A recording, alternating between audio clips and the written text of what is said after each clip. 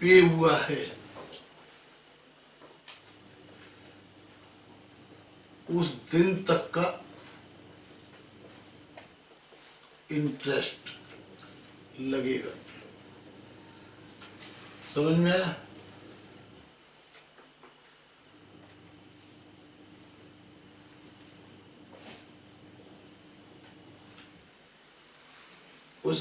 उसकी अगले महीने की, ठीक है। यानी हमें 5, 7, 4 है, तो the first day of next month, यानी 1 अगस्त 14 से 15/1/15 तक, यानी अगस्त महीने का, सितंबर महीने का, अक्टूबर महीने का, नवंबर महीने का, दिसंबर महीने का एंड हाफ मंथ जनवरी। ये पूरे 5.5 मंथ का इंटरेस्ट हमें देना पड़ेगा यदि एक्सेस हमने टाइमली जमा नहीं कराया तो। हाँ जी,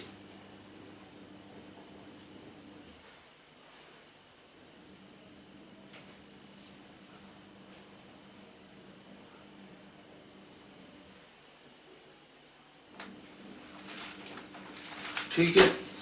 तो ये जो जमा कराना पड़ता है, ये एक्सेस जमा करने के लिए एसएसपी की जो लिमिट है वो 60 लाख है।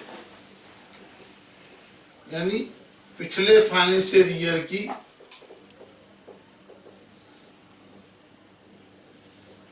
टैक्सेबल सेल सर्विस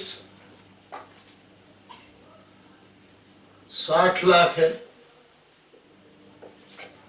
तभी एक्सेस जमा ना करने पर इंटरेस्ट लगेगा।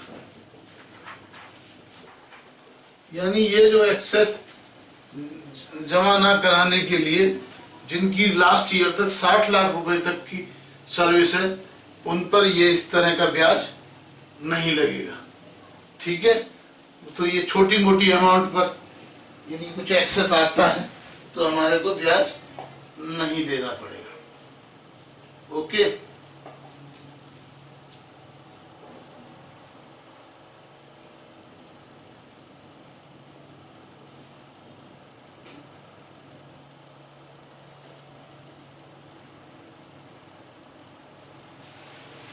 अब आ जाइए।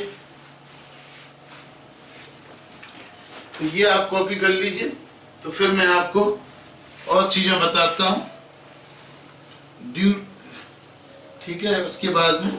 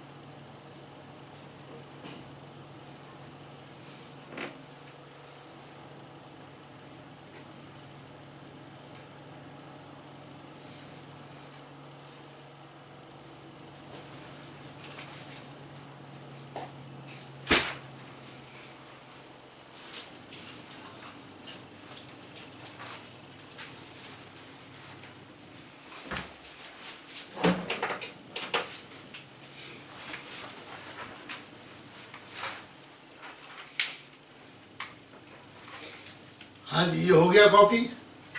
हाँ, अब हम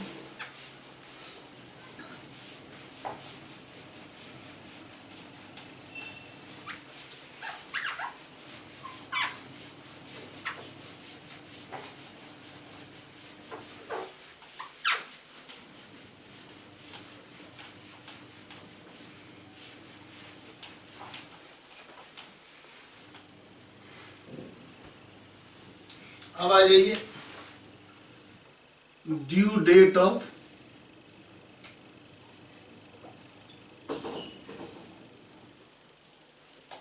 पेमेंट ऑफ सर्विस टैक्स।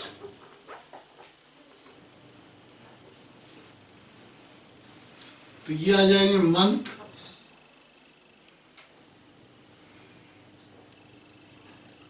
ये नॉर्मल पेमेंट,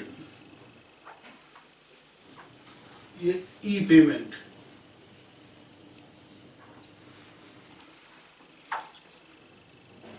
तो अप्रैल की हमको करनी होती है 5 मई, ई पेमेंट 6 मई, मई की 5 जून, 6 जून, जून की 5 जुलाई, 6 जुलाई। ओके, जुलाई की 5 अगस्त, 6 अगस्त, अगस्त की 5 सितंबर, 6 सितंबर, सितंबर की 5 अक्टूबर, 6 अक्टूबर। ओके, अक्टूबर की 5 नवंबर, 6 नवंबर, नवंबर की 5 दिसंबर, 6 दिसंबर, दिसंबर की 5 जन, 6 जन, जनवरी की 5 फरवरी, 6 फरवरी, फरवरी की 5 मार्च, 6 मार्च,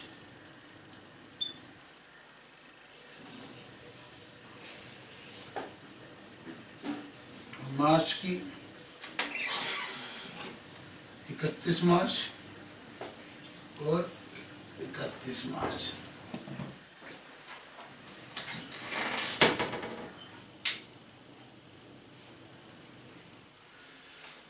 तो ये जो है ड्यू डेट पेमेंट की है, मंथली पेमेंट करना पड़ता है, लेकिन इंडिविजुअल और पार्टनरशिप फर्म, इंडिविजुअल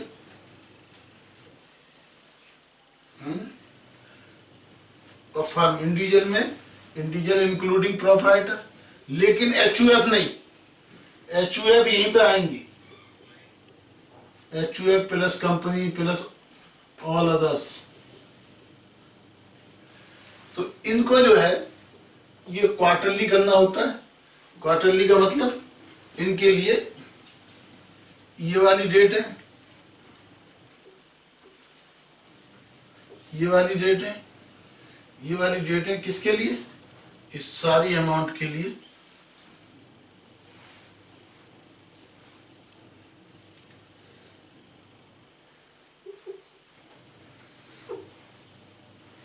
इनके लिए ये डेट है, इन सारे मंथ्स के लिए।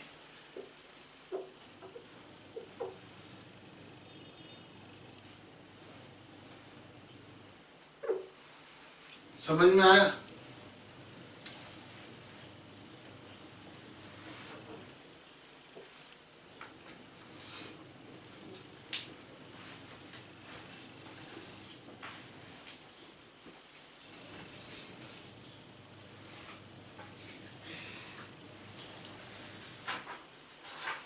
पांच मई तक करना होता है सबके लिए, लेकिन इंडिविजुअल और पार्टनरशिप के लिए क्वार्टरली करना होता है। तो इनको हो गया 5 और 6 जुलाई, 5 और 6 अक्टूबर, 5 और 6 जनवरी और 31 मार्च। इसमें बिल्कुल 5 दिन का भी टाइम नहीं मिलता। तो ये आपका है due date of payment of the service tax. यहाँ ये ध्यान रखना है, हमेशा आज तक अपनी जितनी भी चीज़ें हम पढ़ते आए, चाहे इनकम टैक्स में पढ़ते आए या कहीं भी, इंडिविजुअल एचयूएफ के लिए लगभग एक से रूल से, लेकिन यहाँ सर्विस टैक्स में उन्होंने केवल इंडिविजुअल और पार्टनरशिप वर्ड यूज किया है। हो सकता है ड्राफ्ट करते समय इन वो एचयूएफ का ध्यान नहीं रहा हो, लेकिन जो भी हो, जो लॉ पास हुआ है हमें उसको फॉलो करना है। तो इंडिविजुअल के केस में क्वार्टरली करना है, इंडिविजुअल और फर्म के केस में, ठीक है। और बाकी के केस में आपको करना क्या है,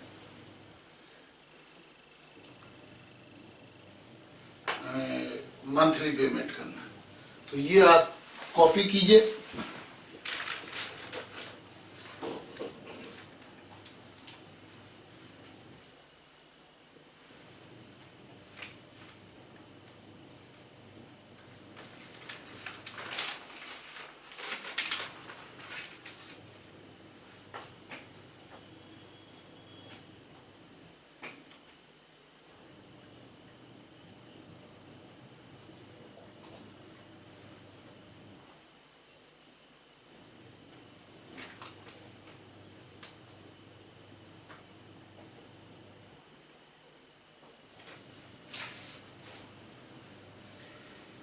ठीक है। अब ये पे करना कितना है, मान लो आपका सर्विस टैक्स आया 15 lakhs, ये आपका सर्विस टैक्स आया, इसमें से लेस हमारे को करना है आईटीसी। आईटीसी क्या,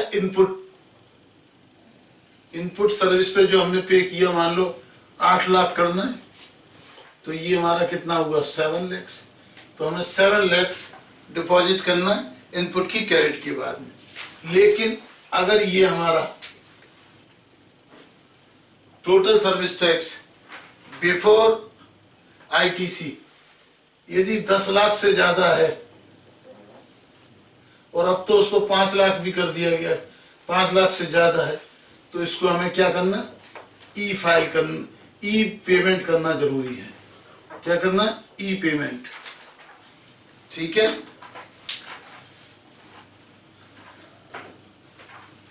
तो हमें इलेक्ट्रॉनिक मोड से ही पेमेंट करना पड़ेगा। एक पर्टिकुलर देर तक 10 लाख, और अब जो है रिसेंटली इसको 5 लाख तक भी किया गया है। तो आपको ई पेमेंट करना पड़ेगा यदि उस सर्टेन प्रेस्क्राइब्ड लिमिट से ज्यादा है तो। क्लियर।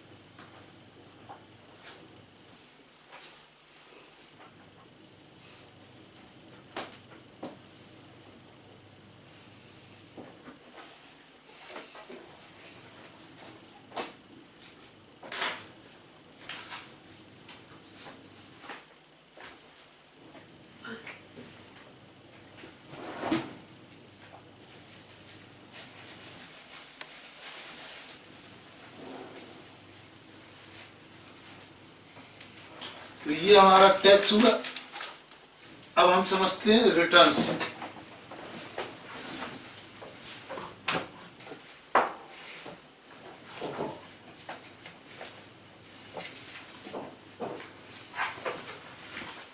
अब जो रिटर्न्स हैं, रिटर्न्स इसकी जो है सर्विस टैक्स रिटर्न्स,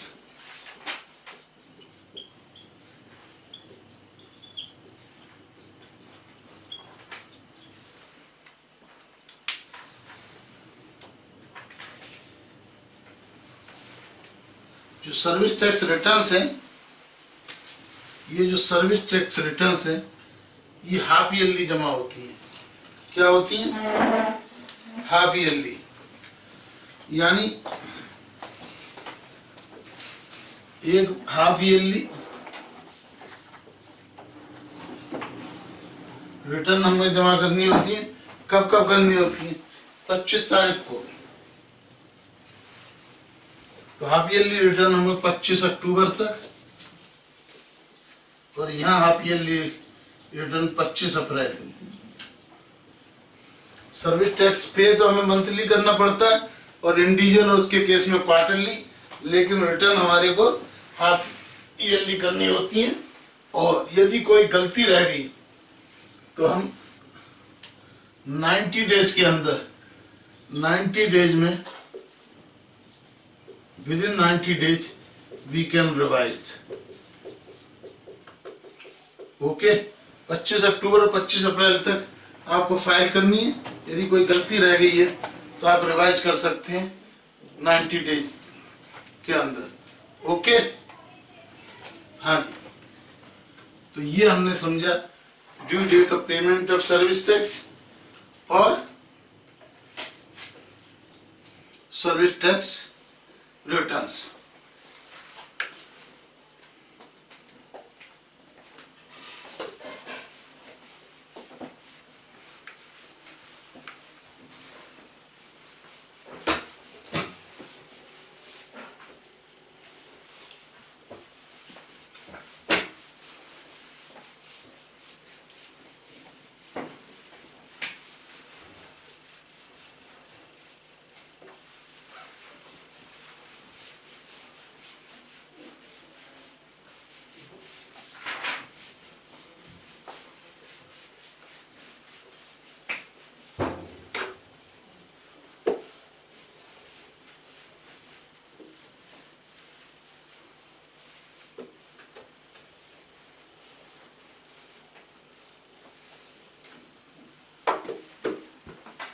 अब हम समझते हैं पॉइंट्स ऑफ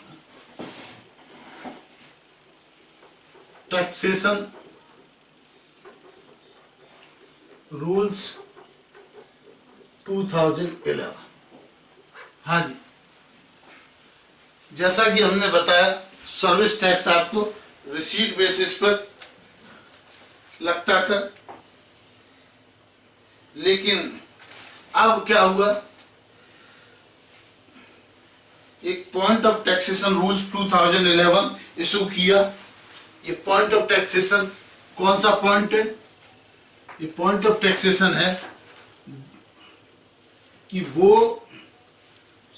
कौन सा पॉइंट होगा, कौन सा पॉइंट का मतलब कौन सा टाइम होगा, वो कौन सा टाइम होगा जब माना जाएगा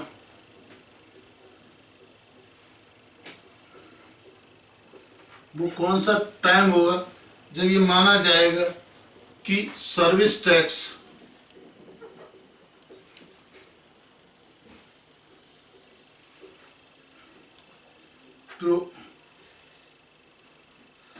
सर्विस प्रोवाइड हो गई है। हाँ जी, पॉइंट ऑफ टैक्सेशन का मतलब वो कौन सा टाइम होगा जब ये माना जाएगा सर्विस प्रोवाइड हो गई है और आपकी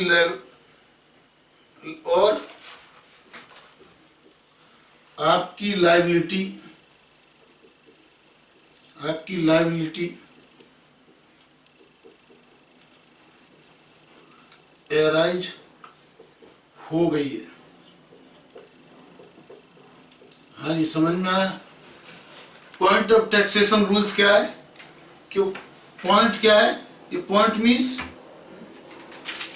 ये पॉइंट है, ये कैलेंडर है। ये कैलेंडर के अंदर ये डेट लिखी है 1 2 3, है ना? इधर संडे मंडे ट्यूसडे वेडनेसडे। तो ये कौन सा टाइम होगा, कौन सा पॉइंट होगा, वो कौन सा टाइम होगा जब ये माना जाएगा कि सर्विस प्रोवाइड हो गई है और आपकी लायबिलिटी एराइज हो गई है। तो ये हमने आपको पहले भी बताया कि इसमें दो चीजें होती हैं, एक होती है सर्विस प्रोवाइड की, यानी काम हो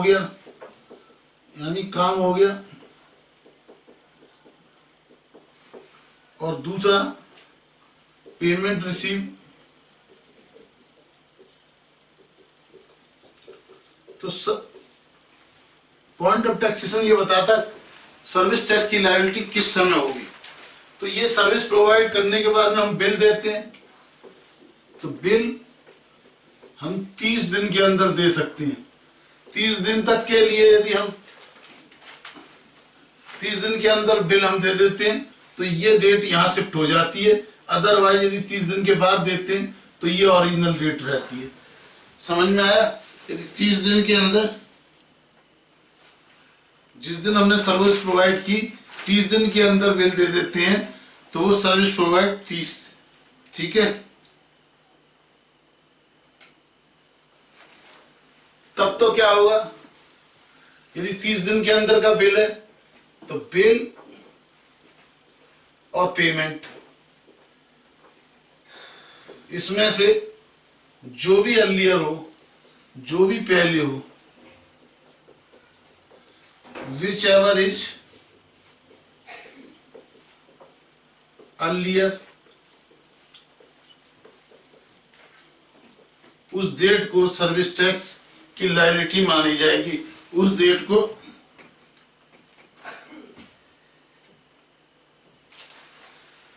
ठीक है। अगर बिल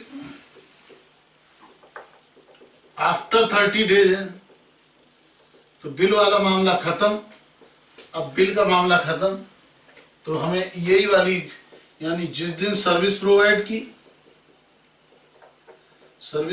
की और पेमेंट जो भी पहले हो, तो क्या होता है, यदि 30 दिन के अंदर बिल इशू कर दिया तो हमें थोड़ा सा टाइम मिल जाता है। अदरवाइज यदि आपने बिल 30 दिन के अंदर नहीं इशू किया तो ये समझ लीजिए कि आपकी सर्विसेज तो जिस दिन हुई थी उसी दिन आपको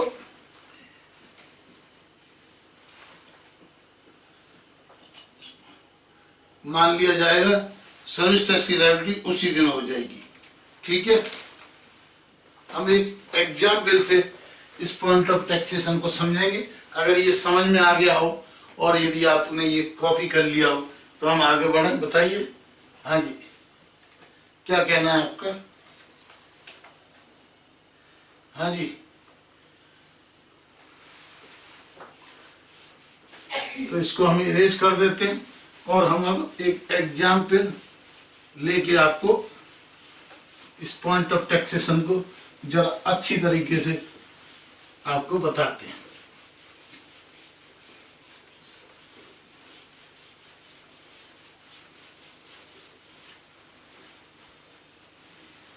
क्लियर?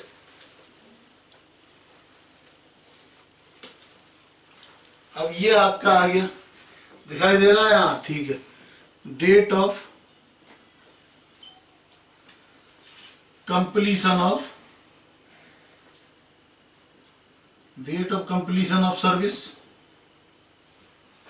ये हो गया date of completion of service. ये हो गया आपका डेट ऑफ इनवॉइस, ये हो गया date of invoice, okay. Date of payment,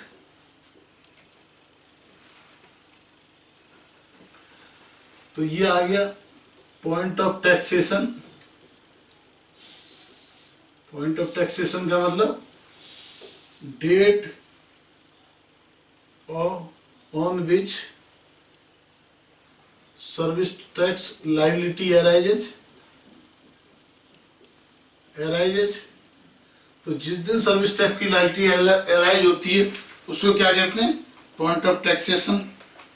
मान लो ये 2/7/14 को आपकी सर्विस कंप्लीट हुई, ओके। डेट ऑफ इनवॉइस कब का है? 20/7/14 का। ये 10/8/14 की। ओके, तो पॉइंट ऑफ टैक्सेशन होगा 20 जुलाई 14। ओके, नंबर 2 हम देखते हैं, यही कंप्लीशन ऑफ सर्विसेज।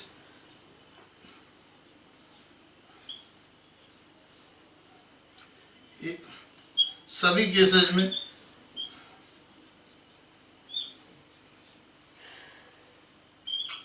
2/7/14 ही है। ठीक है, यहाँ हमने इनवॉइस काटा 20/4/14 को, लेकिन हमको पेमेंट मिल गया 15/7/14 को ही। तो हमारी लायबिलिटी किस डेट को होगी? हाँ बताइए।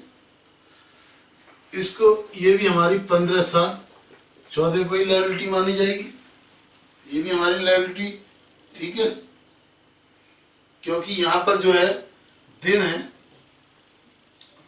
ये कितने हैं? लेस देन 30 है, ये लेस देन 30 डेज, डिफरेंस जो है 30 डेज। अब ये हमने बिल काटा 10/8 को, तो ये हमारा हो गया मोर देन 30 डेज। हाँ जी, तो ये वाली डेट ऑफ इनवॉइस तो बेकार हो गई। मोर देन 30 डेज में 18/8 को काटा, तो क्योंकि मोर देन 30 डेज हो गए, इसका मतलब ये डेट हमारी, मोर देन 30 डेज का मतलब ये डेट हमारी बेकार हो गई, ये डेट यूजलेस, ये डेट हमारी यूजलेस हो गई। हाँ जी, तो अब हमारी इन दो में से कंपैरिजन करना है, तो 2/7/14 ही हो गया। ओके, अब हमने 20/7 को काट दिया, तो यहां फिर लेस देन 30 डेज हो गया।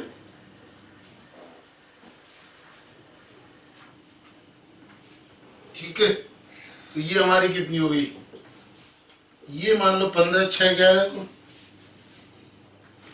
15/6/14 को, तो ये हमारी कब हुई? 15/6, क्योंकि ये इससे पहले, अब 2/7/14 को है, 10/8 को हमने काटा, तो ये क्या हो गया? मोर देन 30 डेज हो गए। ठीक है, और 15/6/14 को काटा, लेकिन ये एडवांस पहले ही मिला है 15/6 को। तो हमारे में क्या हो रहा है कि यदि लेस देन 30 डेज है तो ये डेट इररिलेवेंट हो गई। अब इन दो डेट का हम कंपैरिजन करेंगे। लेस देन 30 डेज है ये, अब हम इन दोनों में से कंपैरिजन करेंगे। कंपेयर कौन सी अर्ली है? ठीक है, अब ये भी, ये है लेस देन 30, मोर देन 30 है, तो मोर देन 30 में ये बेकार हो गई, और इसमें लेस देन 30 में ये बेकार हो गई।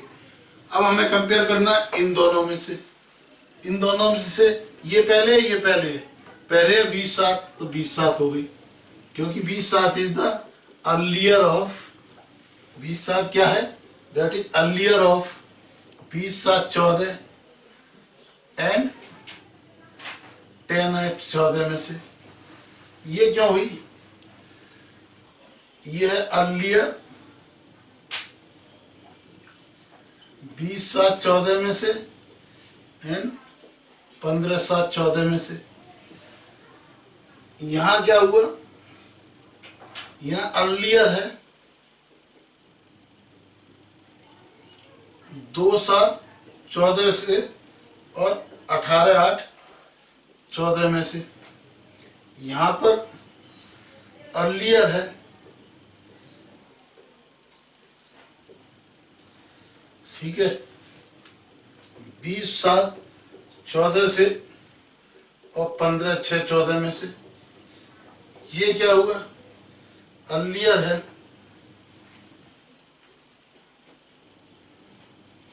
2/7/14 और 15/6/14।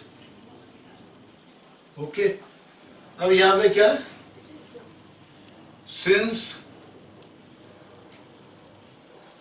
बिल इज इश्यूड, इसके बारे में आपको पता, since bill is issued with in 30 days, है ना, therefore bill that is relevant and date of completion of service irrelevant। ठीक है, here since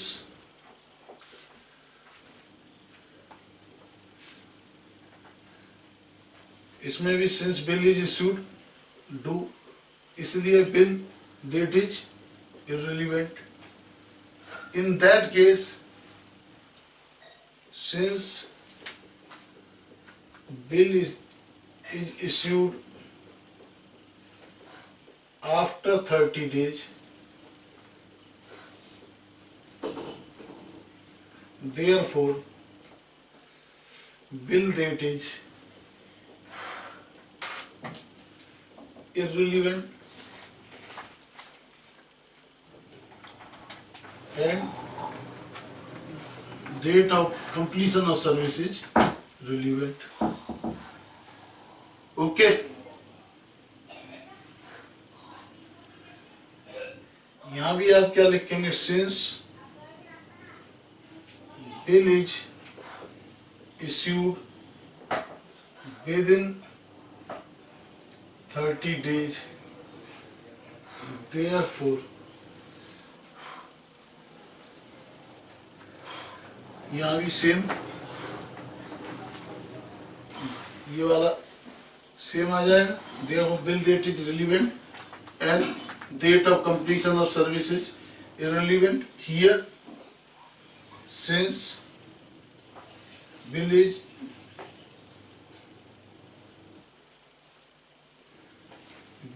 issued after 30 days,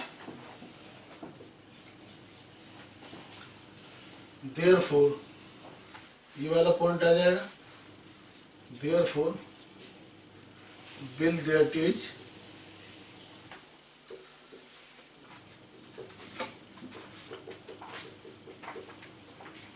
irrelevant and date of completion of service is relevant। तो ये आपने समझा example on point of taxation.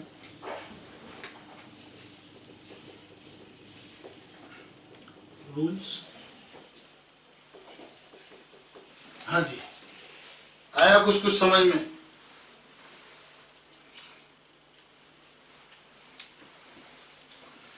तो इसको आप copy कीजिएगा, ठीक है, फिर हम आपको शुरू कराते हैं कुछ और इश्यूज सर्विस टैक्स में।